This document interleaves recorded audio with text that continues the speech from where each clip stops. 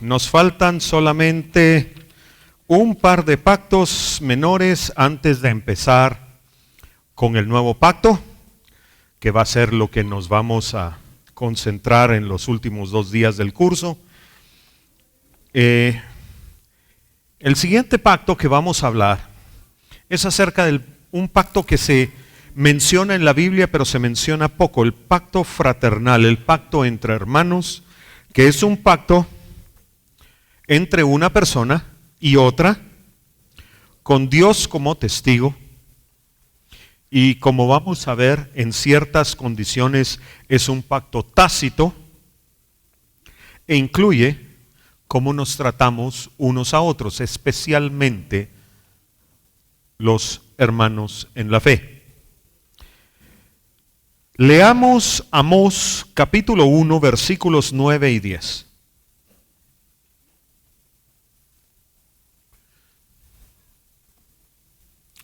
Así ha dicho Jehová: por 3 pecados de Tiro y por el 4 no revocaré su castigo, porque entregaron a todo un pueblo cautivo a Edom y no se acordaron del pacto de hermanos. Prenderé fuego en el muro de Tiro y consumirá sus palacios. Este juicio, diagonal profecía, se cumplió cuando en el año menos 320 y algo, Alejandro el Grande de Macedonia hizo una rampa gigante desde la costa hasta la isla donde estaba la ciudad de Tiro, tomó la ciudad por asalto y destruyó toda la ciudad. Ahora, ¿por qué? ¿Por qué Dios condena a Tiro y a qué pacto se refiere? Y se refiere a la alianza entre David y el rey de Tiro, que después continuó con Salomón e Hiram, el rey de Tiro. En el segundo libro de Samuel, capítulo 5, versículo 11, dice: también Hiram, rey de Tiro, envió embajadores a David, y madera de cedro y carpinteros y canteros para los muros, los cuales edificaron la casa de David. La relación empezó con ellos dos. Viene David tiene el favor de Dios, viene Hiram, el rey de Tiro, lo reconoce. Por cierto, Hiram, el rey de Tiro, era el rey sobre el monte del Líbano. Entonces él tenía acceso a los cedros milenarios que se usaban para 2 cosas: para las vigas de los palacios y para los mástiles de las naves, de los barcos. Entonces él le envía a David la madera y los constructores. En el primer libro de Reyes, capítulo 5, versículo 12, nos dice: Jehová pues dio a Salomón sabiduría como le había dicho, y hubo paz entre Hiram, el rey de Tiro, y Salomón, e hicieron pacto entre ambos. Este es el pacto de hermandad por el cual después, en el libro de Amós, Jehová le reclama a Tiro y le dice: te voy a juzgar porque entre tu rey y el rey de Israel hubo un pacto y tú lo estás rompiendo. Y no importaba que el pacto fuera un pacto antiguo. Hay pactos que no se deben romper. Por poner un ejemplo, en 1947, Guatemala votó a favor de la fundación del Estado de Israel. Y Guatemala es un país relativamente pequeño, con recursos limitados, con serios problemas de muchos tipos, pero la devaluación de la moneda de Guatemala ha bajado del 1 a 1 al, que estamos, 7.70 y algo, 7.76 por ahí. Hemos llegado como al 8.20 y algo, pero estamos en 7.70 y algo. Mientras que países mucho más grandes y más ricos que nosotros, como México o Brasil o Argentina, han perdido una gran cantidad de ceros en su moneda. Creo que Brasil ha perdido 14 ceros en su moneda. Guatemala no es mejor país que ellos. Lo que tenemos es el favor de Dios porque hicimos una cosa bien hecha a favor del pueblo de Israel. Y esa bendición sigue corriendo. Y le pido a Dios que nuestros futuros gobiernos tengan el buen tino de continuar con esa buena relación. Ok, eso es un ejemplo de una bendición por un pacto hecho entre los hombres. Dios es testigo de los pactos entre los hombres. En el primer libro de Samuel, capítulo 18, versículo 3 al 5 nos dice: e hicieron pacto Jonatán y David porque él le amaba como a sí mismo, y Jonatán se quitó el manto que llevaba y se lo dio a David y otras ropas suyas, hasta su espada, su arco y su talabarte. Y salía David a donde quiera que Saúl enviaba y se portaba prudentemente, y lo puso Saúl sobre gente de guerra y era acepto a los ojos de todo el pueblo y a los ojos de los siervos de Saúl. Había un pacto de hermanos entre ellos dos. Y por extensión, los que nos llamamos hermanos en la fe, somos parte de un pacto tácito. Génesis capítulo 4, versículo 9, hace una pregunta interesante. Y Jehová dijo a Caín: ¿dónde está Abel tu hermano? Y él respondió: no sé. Y esta frase es la que quiero que veamos. ¿Soy yo acaso guarda de mi hermano? La respuesta en el reino es sí, lo somos. Debemos ser buenos vigías sobre nuestros hermanos. Debemos ser buenas columnas para nuestros hermanos. Debemos ser buenos consejeros. Somos responsables unos de otros. La Biblia lo pone del siguiente modo: si un vigía ve venir al enemigo y le avisa al pueblo y el pueblo no hace caso, la sangre del pueblo cae sobre su propia cabeza. Pero si el vigía ve venir al enemigo y no le avisa al pueblo y el pueblo muere, la sangre del pueblo cae sobre la cabeza del vigía. Entonces sí somos responsables unos de otros. Entre otras cosas, porque tiene muchas más enseñanzas, una de las lecciones de la parábola del buen samaritano va en esta línea. Digo entre otras porque hay hasta aplicaciones escatológicas para esto, pero Lucas capítulo 10, versículos del 30 al 37. Jesús dijo: un hombre descendía de Jerusalén a Jericó y cayó en manos de ladrones, los cuales le despojaron e hiriéndole, se fueron dejándole medio muerto. Aconteció que descendió un sacerdote por aquel camino y viéndole pasó de largo. Asimismo un levita, llegando cerca de aquel lugar y viéndole, pasó de largo. Pero un samaritano que iba de camino vino cerca de él y viéndole fue movido a misericordia.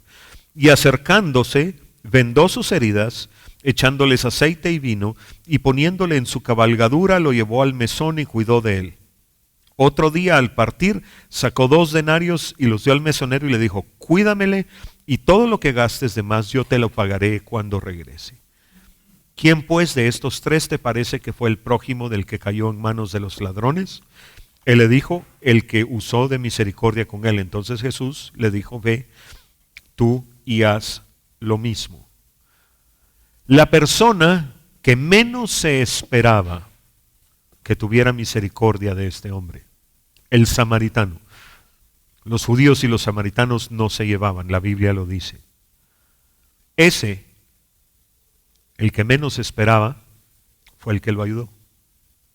El sacerdote y el levita, que tenían mayor conocimiento de la ley y por lo tanto deberían haber sido movidos a más misericordia, simple y sencillamente pasaron de largo.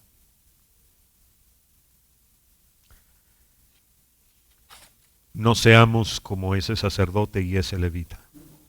Pablo nos habla de esto en la primera carta a los Tesalonicenses, capítulo 4, versículos 9 y 10. Acerca del amor fraternal no tenéis necesidad de que os escriba, porque vosotros mismos habéis aprendido de Dios que os améis unos a otros.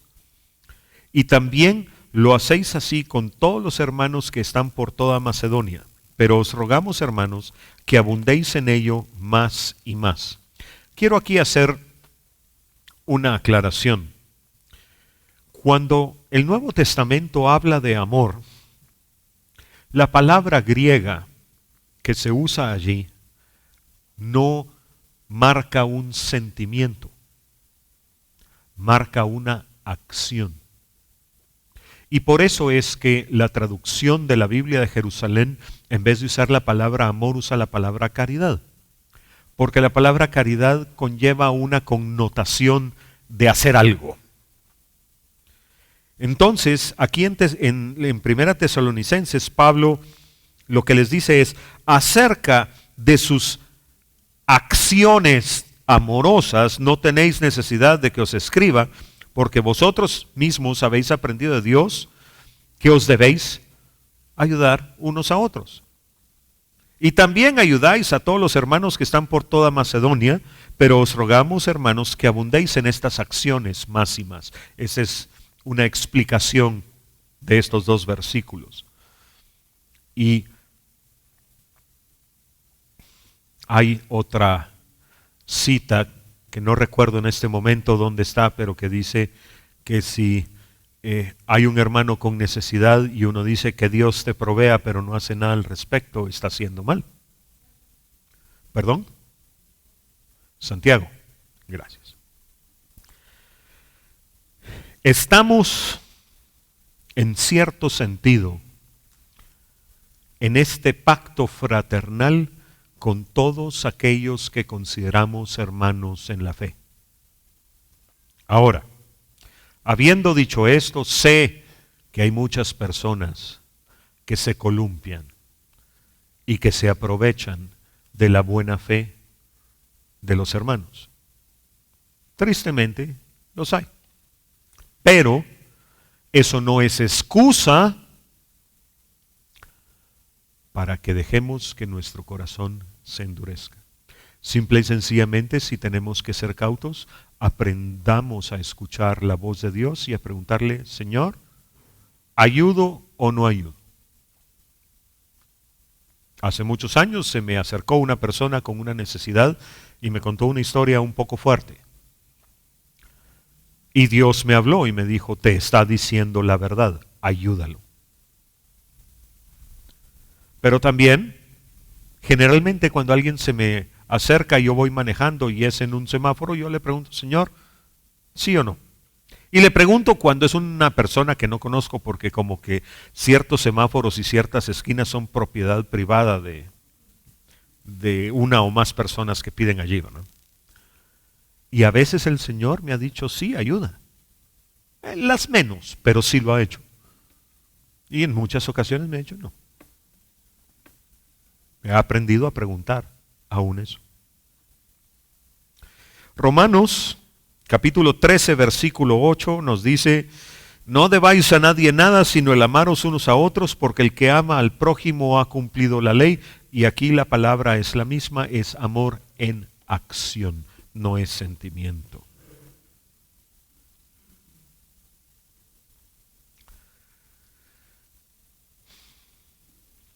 En el Evangelio de Lucas leemos un resumen de la ley que es muy interesante. Lucas capítulo 10, versículos del 26 al 28. Él, Jesús, le pregunta, ¿qué está escrito en la ley? ¿Cómo lees? Aquel respondiendo dijo, amarás al Señor tu Dios con todo tu corazón y con toda tu alma y con todas tus fuerzas y con toda tu mente, y a tu prójimo como a ti mismo. Nuevamente, la palabra amar ahí no es sentimiento, es acción. Lucas 10, 28, y le dijo, bien has respondido, haz esto y vivirás. En sus cartas, el apóstol Juan enfatiza el mismo tema. Primera carta del apóstol Juan, capítulo 2, versículo 7 nos dice: hermanos, no os escribo mandamiento nuevo, sino el mandamiento antiguo que habéis tenido desde el principio. Este sí es un mandamiento que no ha cambiado del Antiguo al Nuevo Testamento. Este mandamiento antiguo es la palabra que habéis oído desde el principio, y si saltamos al capítulo 3, versículo 11 de la misma carta, dice: este es el mensaje que habéis oído desde el principio, que nos amemos unos a otros. Nuevamente, acción. Dios es testigo de todas las interacciones entre los hermanos de la familia de la fe, y le pone mucha atención a lo que pensamos, decimos y hacemos acerca, para y con nuestros hermanos cristianos. Así que en el reino no se vale sonreírle a una persona y en la mente estar pensando toda clase de pestes. Eso se llama hipocresía. Y los hipócritas no heredarán el reino. El resumen del pacto entre hermanos es que debemos amarnos unos a otros con acciones. Gálatas 6:10 nos dice: así que según tengamos oportunidad, porque también a veces se puede y a veces no, hagamos bien a todos, y mayormente a los de la familia de la fe. Ahora debemos ser sabios y debemos dejarnos guiar por el Señor. Dios va a juzgar a aquellos que sean malvados contra sus hermanos. De tarea, lean el Salmo 50 al respecto de esto. Ok, un último pacto. El pacto personal con Dios. Este es el último pacto que vamos a estudiar antes de entrar al nuevo pacto. Y este pacto personal con Dios no estamos hablando de la conversión, sino el pacto que hace el padre con un hijo que no está conforme con su situación espiritual. Isaías capítulo 55, versículos del 1 al 3. A todos los sedientos, venid a las aguas, y los que no tienen dinero, venid, comprad y comed. Venid, comprad sin dinero y sin precio, vino y leche.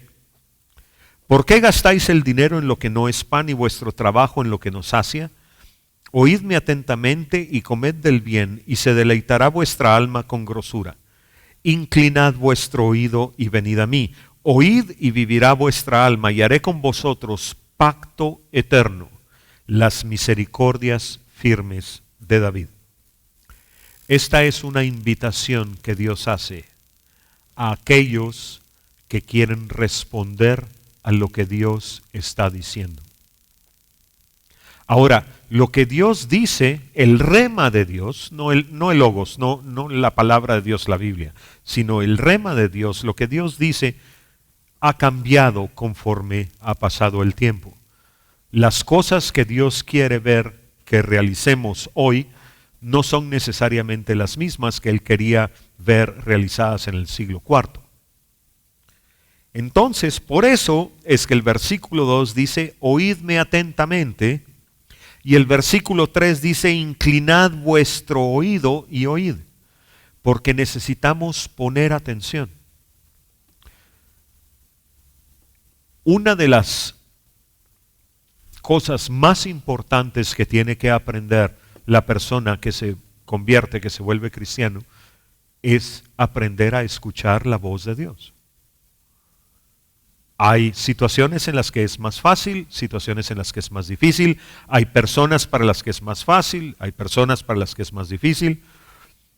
Yo tuve una época de mi vida en la que yo manejaba desde zona 15 hasta San Lucas casi todos los días, ida y vuelta. Trabajaba en una granja de moras en San Lucas. Entonces yo pasaba mucho tiempo en el carro solo. Y a mí el poner música en el radio no me gusta, y llega un momento en el que las prédicas preferiría que fueran diferentes. Pero entonces apagaba el radio y me ponía a orar, y Dios me hablaba mientras yo manejaba en el carro. Genial. Pero porque esa era mi circunstancia. Yo me pasaba 3 horas al día metido en el carro. Entonces, si de esas 3 horas oraba 2, pues obviamente Dios me iba a responder bastante. Hay personas que no pueden hacer eso, que necesitan no tener movimiento físico, no tener distractores. La Biblia dice, cierra tu puerta. Es bíblico encerrarse para orar. Hay personas a las que les es más fácil y a otras no tanto, pero el punto es poner atención. Es preguntar, Señor, ¿qué quieres? Y poner atención y responder, no con palabras, sino con acciones a lo que Dios esté diciendo. Salmo 40, versículos del 6 al 8, aunque habla de Jesús, es profético de Cristo, lo podemos aplicar a nosotros porque nosotros debemos imitarle a Él en todo. Salmo 40 del 6 al 8 dice, sacrificio y ofrenda no te agrada. Has abierto mis oídos, o sea, te puedo escuchar. Holocausto y explicación no has demandado. Entonces dije, he aquí vengo. En el rollo del libro está escrito de mí, el hacer tu voluntad, Dios mío, me ha agradado, y tu ley está en medio de tu corazón. El hacer tu voluntad. O sea, no es solo el escuchar, sino es el responder con acciones de una manera que sea agradable a Dios. Tal vez un ejemplo más claro es el profeta Isaías. Isaías capítulo 6, versículo 8. Después oí la voz del Señor que decía, ¿a quién enviaré y quién irá por nosotros? Primero escuchar. Entonces respondí yo, heme aquí, envíame a mí. Nosotros no solo debemos escuchar lo que Dios está diciendo, sino debemos responder con acciones a lo que Dios está diciendo, y más aún debemos aprender a deleitarnos en hacer lo que Dios quiere que hagamos. Obedecer a Dios es bueno. Deleitarnos en hacer lo que Dios quiere es superior. Si lo hacemos, Isaías 55:2 dice que comeremos del bien y nuestra alma se deleitará de la grosura. La grosura, la grasa del animal. Los que han estudiado un poquito de cocina saben que los sabores se disuelven en 2 líquidos, en agua y en grasas. Y los sabores que se disuelven en las grasas son los que más les gustan a las personas. Por eso es que las dietas se consideran insípidas, que no saben tan rico, porque tienen menos grasa, entonces los sabores se disuelven menos. La grasa en el sacrificio, en el altar, era lo mejor del animal. Entonces por eso es que Isaías 55:2 habla de que nuestra alma se deleitará con grosura, se deleitará con lo mejor que hay. Ahora, pregunta, ¿estamos escuchando lo que Dios nos quiere decir?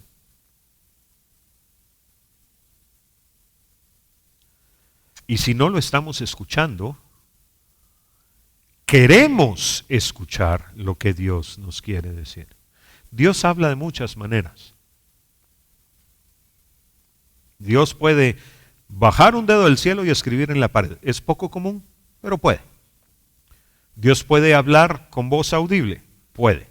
Dios puede hablarnos a través de su palabra. Puede. Dios puede hablarnos a través de un consejero. Puede. Dios puede hablarnos a través de la prédica del domingo. Claro que puede. La pregunta es, ¿queremos escuchar lo que Él nos quiere decir? Y en algunos casos, nos estamos haciendo los tontos de lo que Dios ya nos ha dicho. A veces somos como Jonás. Nos queremos esconder y no hacer la voluntad de Dios.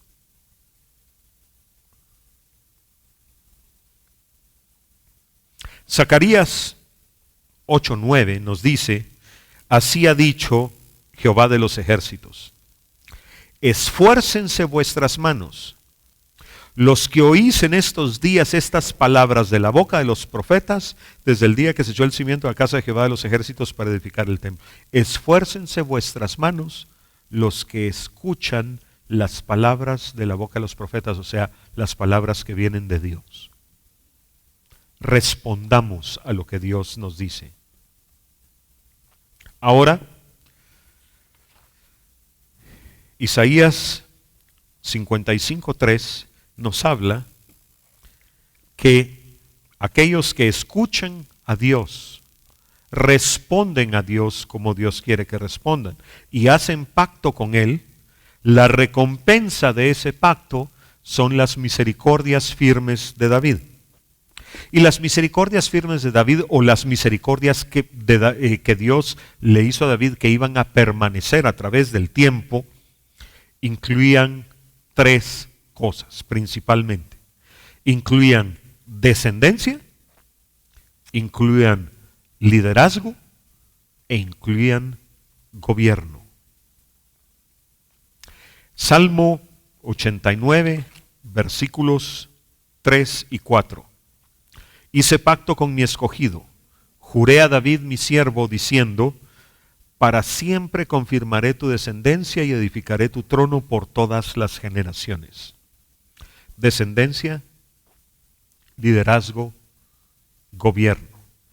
Las personas, los cristianos, porque esto sí es específico, que están dispuestos a no conformarse en el lugar espiritual donde están y quieren continuar hacia adelante, y que escuchan la voz de Dios y que responden con acciones a la voz de Dios, van a ser relevantes en su lugar y en su momento en el tiempo. ¿Por qué? Porque van a estar escuchando lo que Dios quiere hacer. Y van a hacer lo mismo que hizo Isaías. ¿Ok? Señor, envíame a mí. Van a hacer lo que hizo Caleb. Ver el monte Hebrón lleno de los hijos de Anac. Y van a ir y van a decir, Moisés dijo que mi herencia era donde yo pusiera la planta del pie, y yo puse la planta de mis pies en el lugar más difícil de conquistar de toda la tierra. Dame tu bendición para que yo lo vaya a conquistar si el Señor me lo permite. Eso es lo que Dios está buscando. Dios está buscando personas con las cuales hacer un pacto personal que incluye responsabilidades, sí, incluye dificultades también, pero incluye descendencia espiritual, incluye liderazgo espiritual e incluye gobierno espiritual. Y no solo ahora, sino también después, porque las misericordias firmes de David, de las que se refiere Isaías 55:3, como ya mencionamos, incluyen el milenio e incluyen la eternidad. Seamos de esos cristianos que se atreven a escuchar lo que Dios está diciendo hoy, que se atreven a actuar conforme a lo que Dios está diciendo hoy, y por lo tanto nuestra eternidad recibe gran bendición. Amén. Último versículo en este en esta línea de pensamiento, Apocalipsis 3:21. Al que venciere le daré que se siente conmigo en mi trono, así como yo he vencido y me he sentado con mi Padre en su trono. Este versículo tiene más de lo que aparenta. Oremos y preguntémosle al Señor qué quiere decir. Ok, vamos a empezar ahora con el nuevo pacto. Nos hemos pasado 3 sesiones y un poco más hablando acerca de pactos que Dios ha hecho con el hombre en el pasado, pactos entre las personas de la deidad y pactos entre personas que Dios, de los cuales Dios es testigo. Ahora vamos a hablar de un pacto muy especial, y es especial porque en toda la evolución de los pactos de Dios con el hombre, este tiene el estándar más alto de todos. Pero también tiene unas características muy especiales. Vamos ahora al libro del profeta Ezequiel, capítulo 36, versículos del 25 al 27. Y es interesante, pero esta es una de las mejores descripciones que hay del nuevo pacto, y está en el Antiguo Testamento. Ezequiel 36, 25. Esparciré sobre vosotros agua limpia, y seréis limpiados de todas vuestras inmundicias, y de todos vuestros ídolos os limpiaré. Hasta ahí, amén, amén y amén. Os daré un corazón nuevo, amén. Y pondré espíritu nuevo dentro de vosotros, oh sí, Espíritu Santo, lléname. Y quitaré de vuestra carne el corazón de piedra. Este es un poquito más difícil, porque ya significa no que Dios nos dé, sino que Dios nos quite. Y os daré un corazón de carne, amén. Y pondré dentro de vosotros mi espíritu, y haré que andéis en mis estatutos y guardéis mis preceptos y los pongáis por obra. Este es el diseño del nuevo pacto. Y si tan solo dejáramos que Dios haga esto en nosotros y no estorbáramos el proceso, daríamos la talla que Dios quiere que demos. El problema es que a veces ponemos el sacrificio en el altar, pero cuando empezamos a ver que se quema la cabra, metemos la mano sobre el fuego, agarramos la cabra y decimos, mío. Y en el proceso no solo no se quema el sacrificio en el altar, sino nos quemamos la mano. Ok, una versión diferente del nuevo pacto. Jeremías capítulo 31, versículos del 31 al 34. He aquí que vienen días, dice Jehová, en los cuales haré nuevo pacto con la casa de Israel y con la casa de Judá. No como el pacto que hice con sus padres el día que tomé su mano para sacarlos de la tierra de Egipto, porque ellos invalidaron mi pacto, aunque fui yo marido para ellos, dice Jehová. ¿Recuerdan lo que yo les mencioné de que el padre quería tener con Israel la relación simbolizada por el matrimonio? Este es un versículo que lo apoya. Versículo 33, pero este es el pacto que haré con la casa de Israel después de aquellos días, dice Jehová. Daré mi ley en su mente y la escribiré en su corazón, y yo seré a ellos por Dios, y ellos me serán por pueblo. Versículo 34. Y no enseñará más ninguno a su prójimo, ni ninguno a su hermano, diciendo, conoce a Jehová, porque todos me conocerán, desde el más pequeño de ellos hasta el más grande, dice Jehová, porque perdonaré la maldad de ellos y no me acordaré más de su pecado. Y ese versículo 34 aún no lo vemos, pero en el milenio será realidad.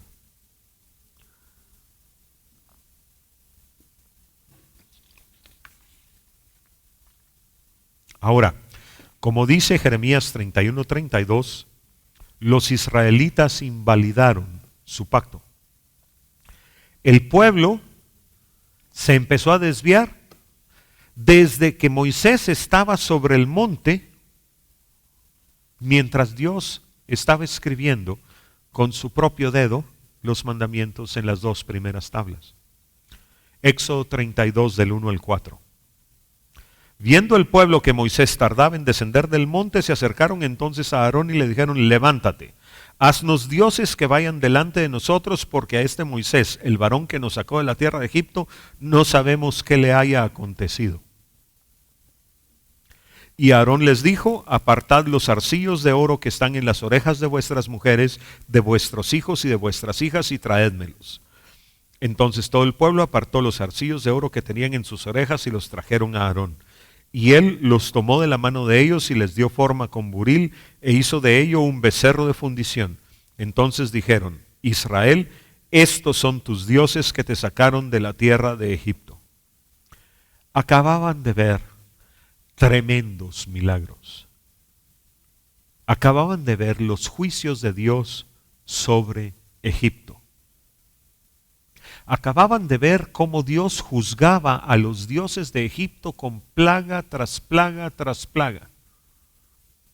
Y lo primero que hacen cuando se ausenta Moisés es hacer un ídolo.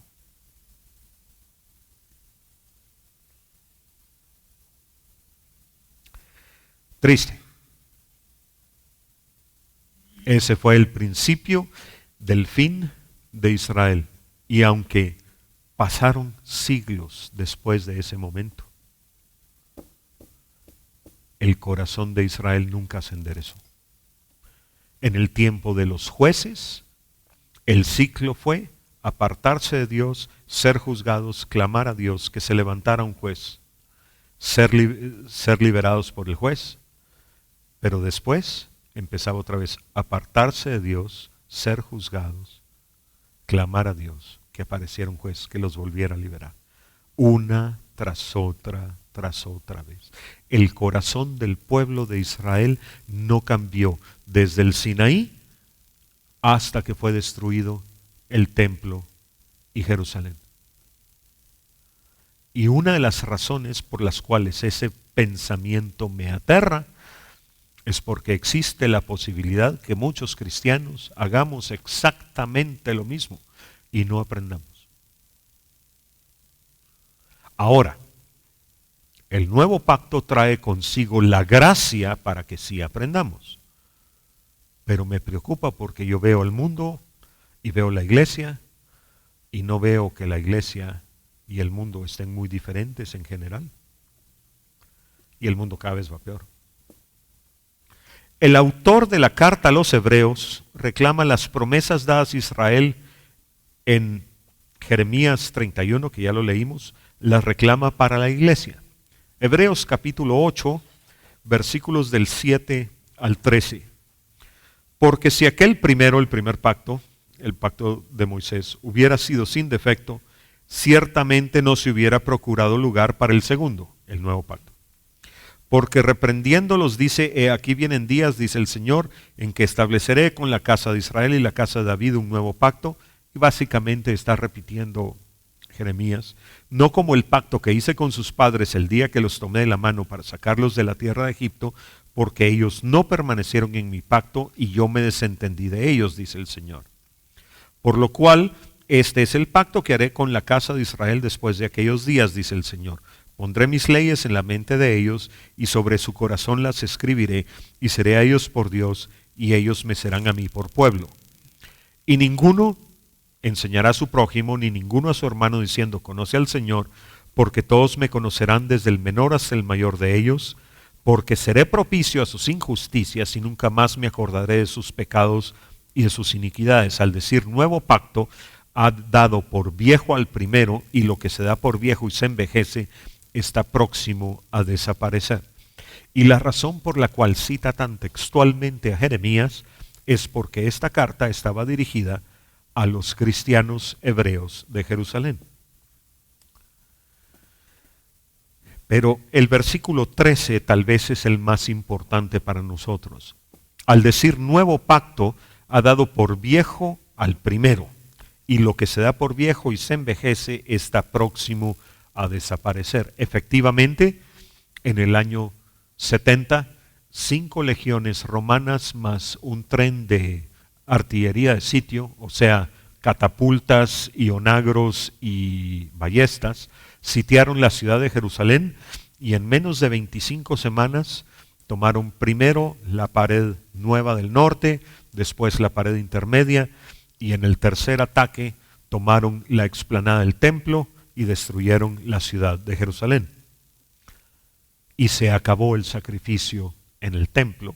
Por lo tanto, el ritual de la ley, que era el centro del antiguo pacto, desapareció.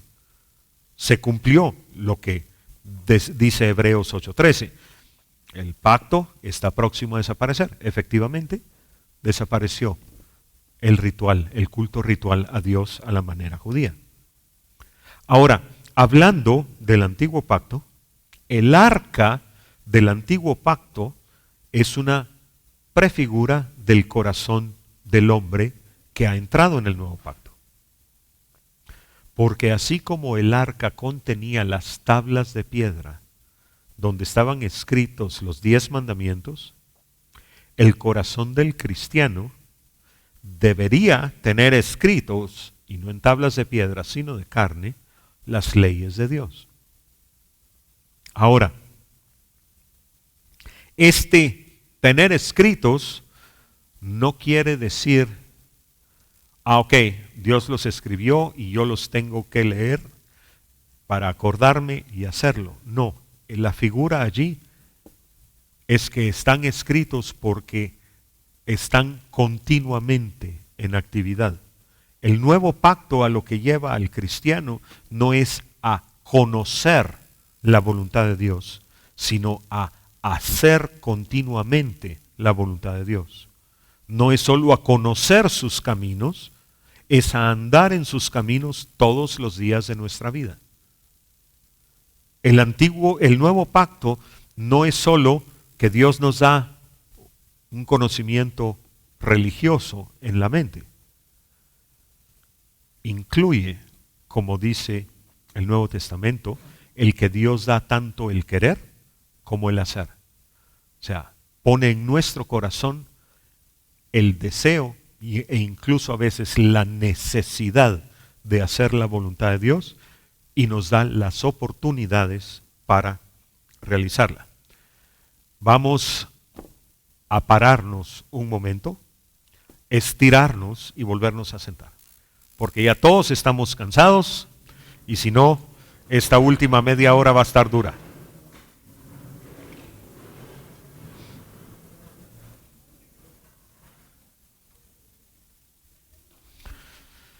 ¿Bien estirados?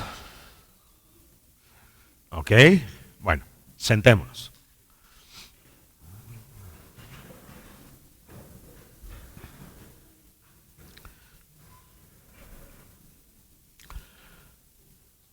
Los gentiles,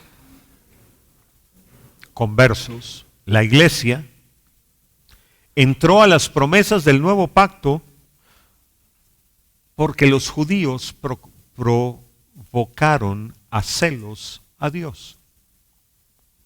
Deuteronomio 32:21. Ellos me movieron a celos con lo que no es Dios. Me provocaron a ira con sus ídolos. Yo también los moveré a celos con un pueblo que no es pueblo. Los provocaré a ira con una nación insensata. Estamos leyendo Deuteronomio, estamos hablando del principio de la era de la ley. Desde entonces, Dios ya sabía qué es lo que iba a ocurrir. Ahora, Dios no deja que sigamos siendo, como dice el final del versículo 21, una nación insensata.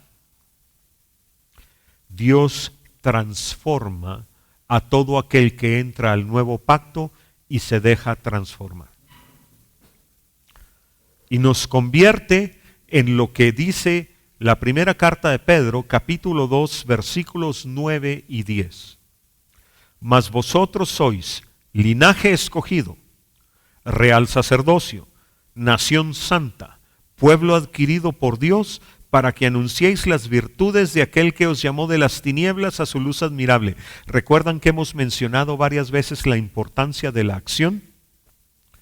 Dios nos convierte en algo, en linaje, en sacerdocio, en nación, en pueblo, para que anunciemos su verdad. Versículo 10, vosotros que en otro tiempo no erais pueblo, pero que ahora sois pueblo de Dios, que en otro tiempo no habíais alcanzado misericordia, pero que ahora habéis alcanzado misericordia. La iglesia entra a las promesas del nuevo pacto porque aunque Dios le ofreció el nuevo pacto primero a Israel, Israel lo rechazó. Cuando Jesús vino en su primera venida, a los primeros a los que le predicó fue a los judíos. Pero los judíos no lo aceptaron. Entonces, los gentiles tuvimos acceso a la predicación y la iglesia es el resultado de ese acceso. Romanos capítulo 11, versículo 17. Pues si algunas de las ramas fueron desgajadas y tú siendo olivo silvestre has sido injertado en lugar de ellas y has sido hecho participante de la raíz y de la rica savia del olivo, no te jactes contra las ramas, y si te jactas, sabe que no sustentas tú a la raíz, sino la raíz a ti. Esta es una voz de alerta a todos los que hemos sido injertados en el olivo que es el pueblo de Dios. No podemos hacer lo que hicieron los cristianos, entre comillas y subrayado, para las cruzadas. Pegaron un gran grito, dijeron Deus vult, o sea, Dios así lo quiere, y una de las primeras cosas que hicieron en Jerusalén fue matar a un montón de judíos, por miles, porque ellos habían matado al Mesías. No podemos hacer eso. No podemos tener en menos al pueblo de Israel. Israel sigue siendo el pueblo escogido por Dios. Y si seguimos leyendo en el versículo 23 y 24, leemos, aún ellos, si no permanecieren en incredulidad, está hablando de los judíos, serán injertados, pues poderoso es Dios para volverlos a injertar. Porque si tú fuiste cortado del que por naturaleza es olivo silvestre, y contra naturaleza fuiste injertado en el buen olivo, cuánto más estos que son las ramas naturales serán injertados en su propio olivo. Hay una profecía en los profetas menores que dice, y verán al que traspasaron y le preguntarán, ¿dónde te hiciste esas heridas? Y él contestará, me las hicieron en la casa de mis amigos.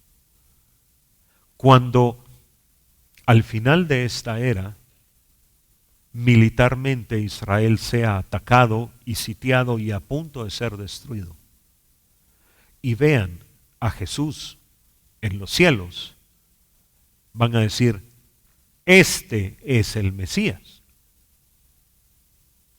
Y cuando eso suceda, esas ramas originales van a ser reinjertadas en el olivo. La razón, la causa por la cual nosotros tenemos acceso a la salvación es porque los judíos dijeron que no. Si ellos hubieran dicho que sí, no hubiera habido esta oportunidad para nosotros. Entonces no los veamos con mal.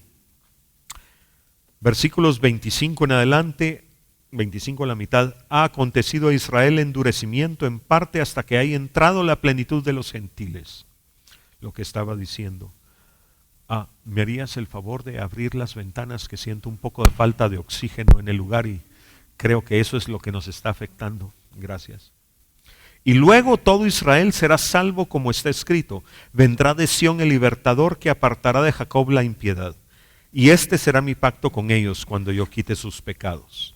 Así que en cuanto al evangelio, son enemigos por causa de vosotros, pero en cuanto a la elección, son amados por causa de los padres, porque irrevocables son los dones y el llamamiento de Dios. Incluso cuando los judíos persiguen a los cristianos, no debemos verlos mal. Porque ellos tienen un lugar muy especial en el corazón de Dios. No somos más que ellos. Ahora, cambiando de tema, ya hablando directamente del nuevo pacto, el autor de la carta a los Hebreos nos muestra la progresión de aquellos que entran en el nuevo pacto. Hebreos capítulo 10,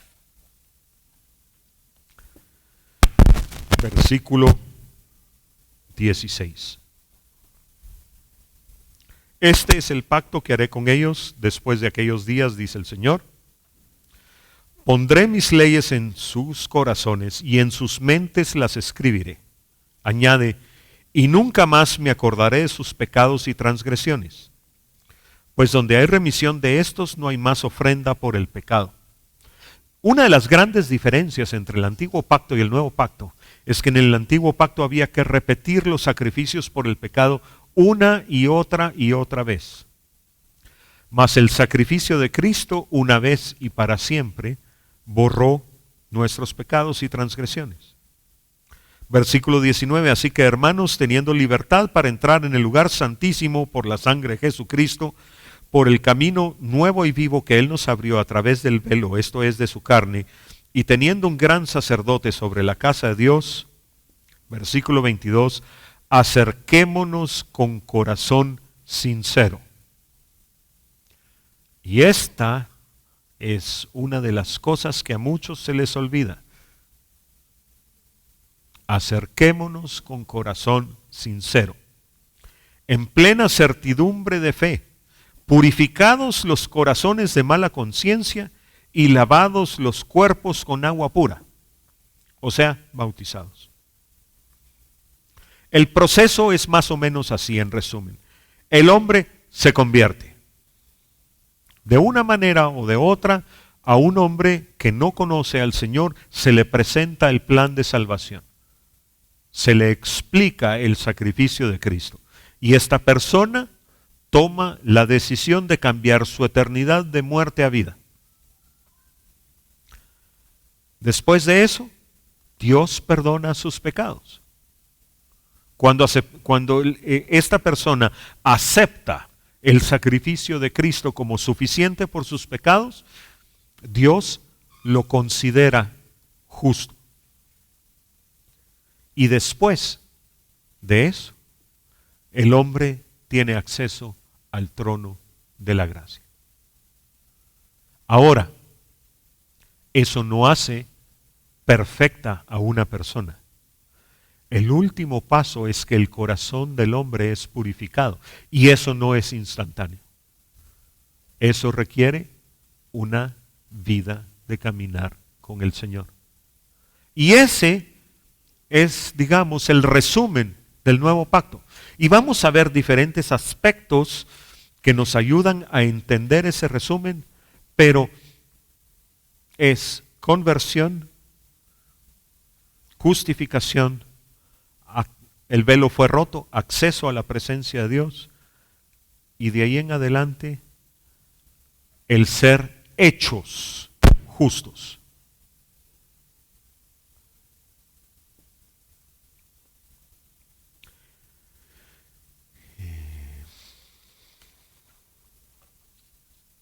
El tabernáculo en el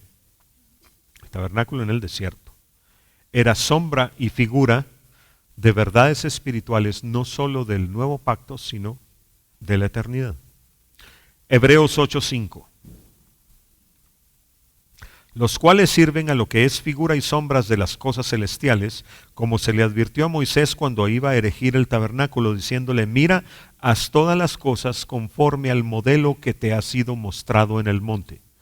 En el monte Sinaí a Moisés se le mostró el tabernáculo que está en el cielo. Y se le dijo, haz en la tierra uno conforme a esto. El atrio exterior del tabernáculo medía 1500 codos cuadrados y representaba el antiguo pacto que inició en el monte Sinaí y terminó en la cruz. Hebreos 9, del 16 al 17 dice, porque donde hay testamento o pacto, es necesario que intervenga aquí es la palabra romana para testamento. Donde hay testamento es necesario que intervenga la muerte del testador, porque el testamento con la muerte se confirma, pues no es válido en tanto el testador vive. Cuando terminó con la muerte de Cristo el antiguo pacto, el antiguo testamento, tuvimos acceso a las bendiciones del testamento por su muerte.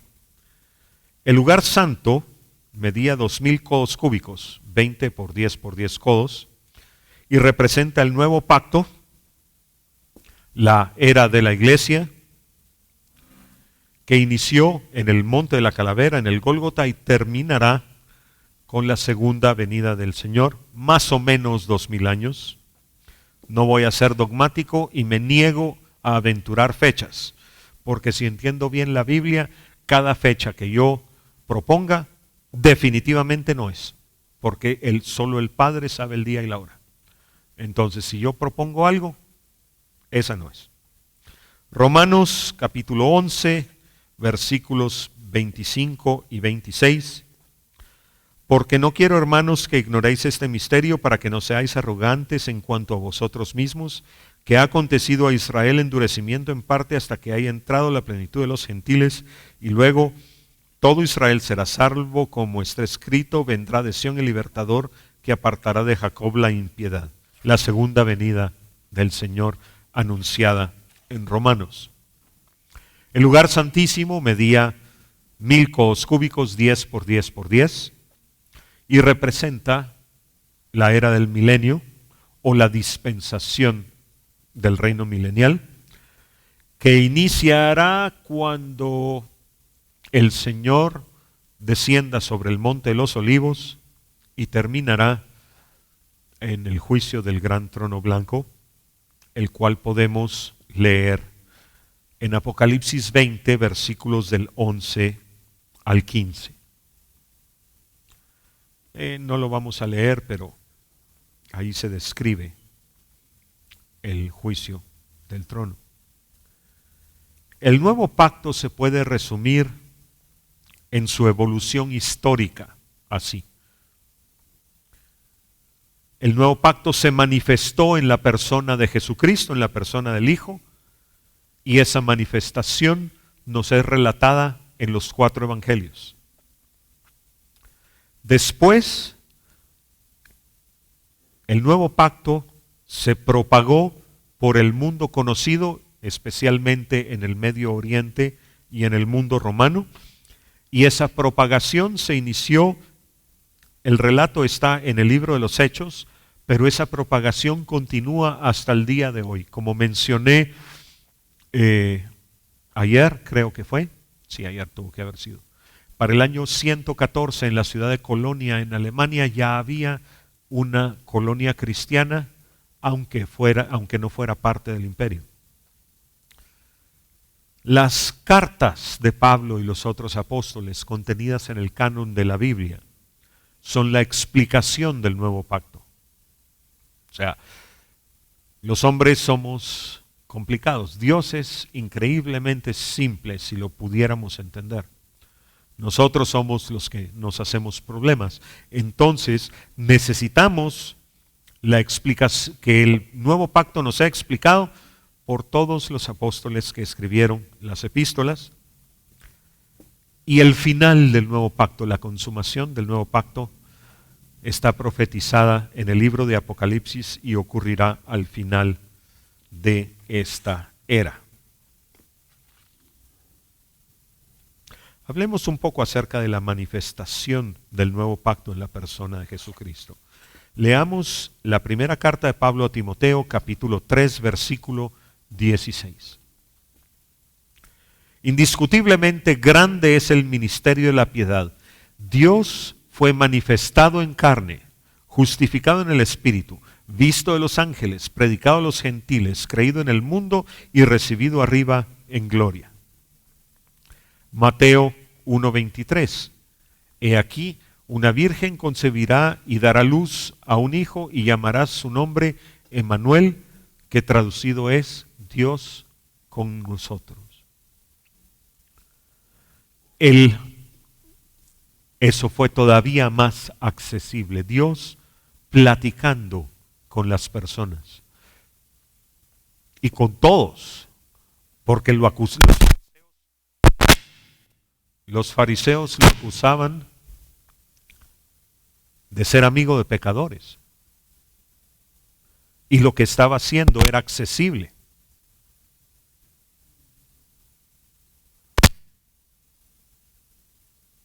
Ok, vamos a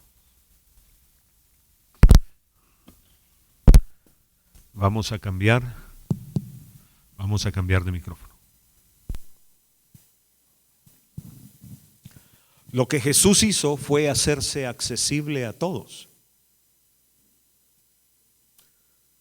El concepto de las naciones alrededor de Israel, de dioses tiranos, de dioses que requerían de sacrificios humanos, de dioses que estaban lejanos, no tenía nada que ver con el Hijo de Dios que vino y se hizo hombre igual que nosotros y fue tentado en todo igual que nosotros, dice la Biblia, mas no cometió pecado.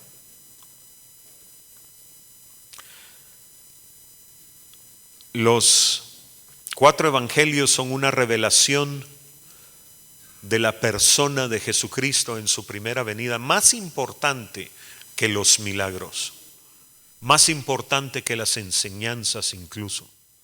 Es la revelación de la persona del Hijo de Dios.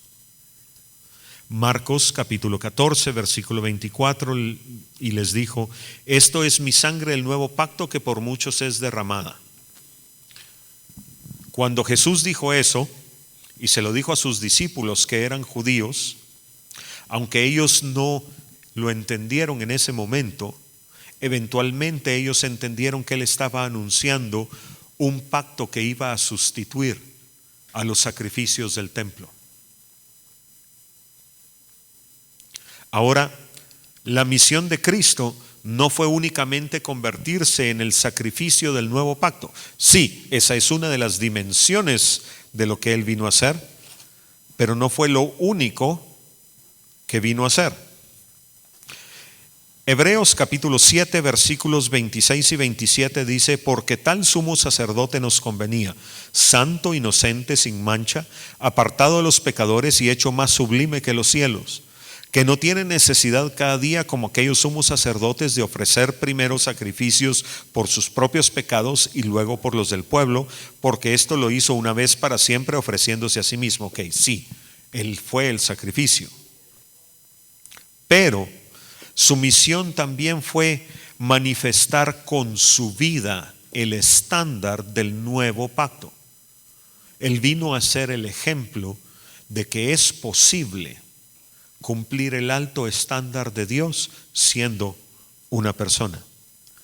Malaquías capítulo 3 versículo 1: he aquí, yo envío mi mensajero, el cual preparará el camino delante de mí, y vendrá súbitamente a su templo el Señor a quien vosotros buscáis, y el ángel del pacto a quien deseáis vosotros.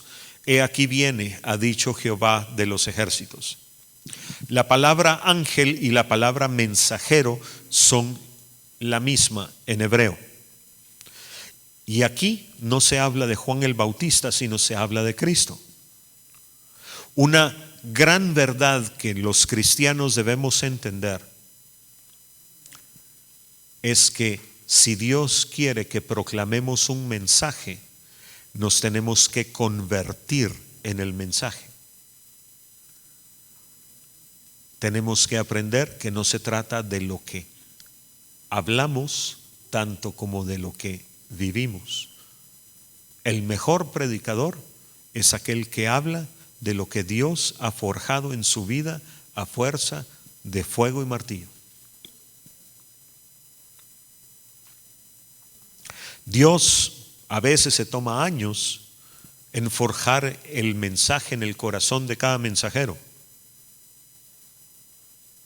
Y el ejemplo perfecto es Cristo. Cristo no solo fue el mensajero del nuevo pacto, Él vivió el nuevo pacto para que lo pudiéramos ver. Quiero que nos hagamos una pregunta. ¿Sabemos cuál es el mensaje que Dios quiere dar a través de cada uno de nosotros?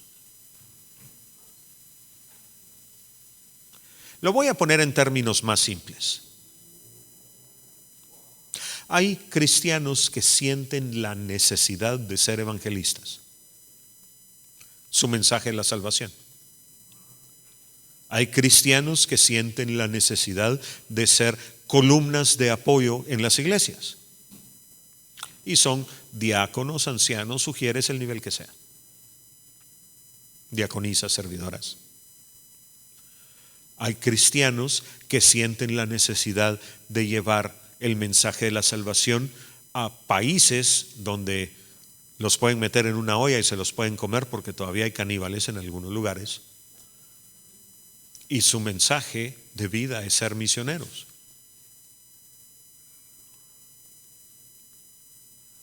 Hay cristianos que se han pasado décadas de su vida traduciendo la Biblia a lenguajes a la cual no había sido traducida antes.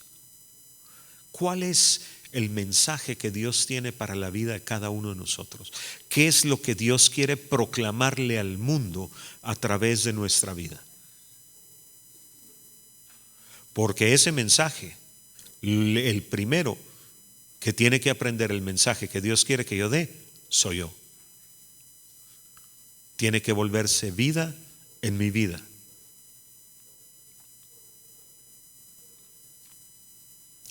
Tengo que personificar el mensaje que Dios quiere que yo dé.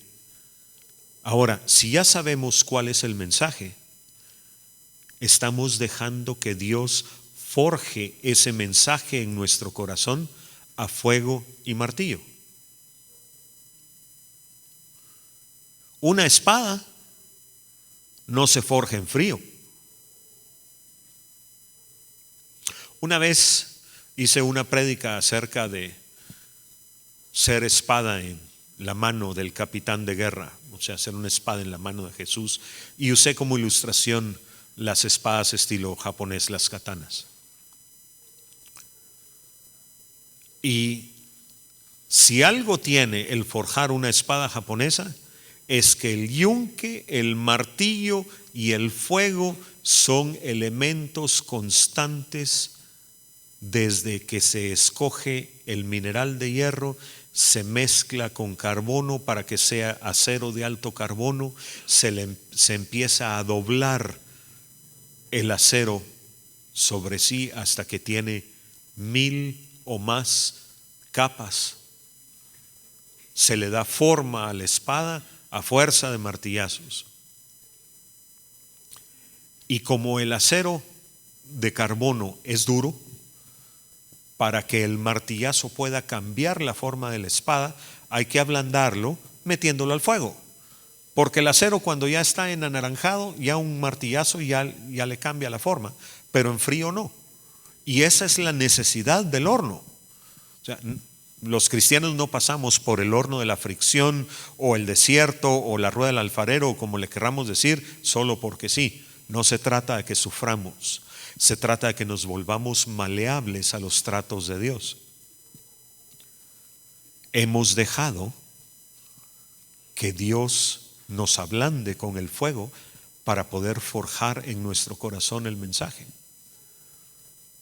Y por eso es que es tan importante, y lo vamos a ver mañana probablemente, si no pasado, el que Dios nos quite el corazón de piedra. Porque la piedra no cambia de forma. Pero el corazón de carne sí es manejable. Y por eso es que Dios nos quiere quitar el corazón de piedra y ponernos un corazón nuevo.